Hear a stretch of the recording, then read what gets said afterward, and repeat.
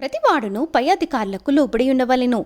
ఏలయనగా దేవుని వలన కలిగినది తప్ప మరి ఏ అధికారమును లేదు. ఉన్న అధికారములు దేవుని వలనే నియమింపబడి ఉన్నవి. కాబట్టి అధికారమును ఎదిరించువాడు దేవుని నియమమును ఎదిరించుచున్నాడు. ఎదిరించువారు తమ మీదికి తామే శిక్ష తెచ్చుకొందురు. ప్రభుత్వం చేయువారు చెడ్డ కార్యములకే గాని మంచి కార్యములకు భయంకరులు కారు. నీకు మేలు కలుగుటకు అధికారులు దేవుని పరిచారకులు. వారికి భయపడక ఉండకోరితివా? మేలు చేయుము, అప్పుడు వారి చేత మెప్పు పొందుదువు. నీవు చెడ్డది చేసినెళ్ళ భయపడుము, వారు ఊరికే ఖడ్గము ధరింపరు. కీడు చేయువాని మీదికి ఆగ్రహము చూపుటకే వారు ప్రతికారము చేయు దేవుని పరిచారకులు.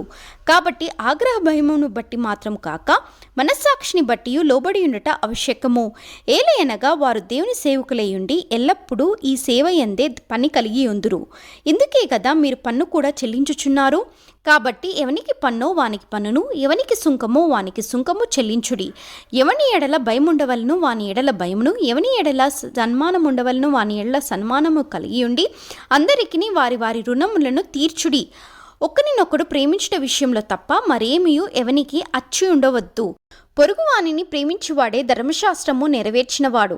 ఎలాగనగా వ్యభిచరింపవద్దు, నరహత్య చేయవద్దు, దొంగిలివద్దు, ఆశింపవద్దు అననవియు మరి ఏ ఆజ్ఞను ఉన్న ఎడల అదియు నిన్ను వలె నీ పొరుగువాని ప్రేమింపవలెను వాక్యంలో సంక్షేపంగా ఇమ్మడి ఉన్నవి. ప్రేమ పొరుగువానికి కీడు చేయదు గనక ప్రేమ కలిగి ఉండుట ధర్మశాస్త్రమును నెరవేర్చుటయే.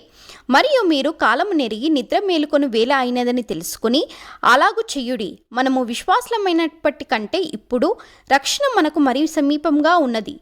రాత్రి చాలా గడిచి పరుగులో సమీపంగా ఉన్నది గనక మనము అంధకార క్రియలను విసర్జించి తేజ సంబంధమైన యుద్ధోపకరణంలో ధరించుకుందుము.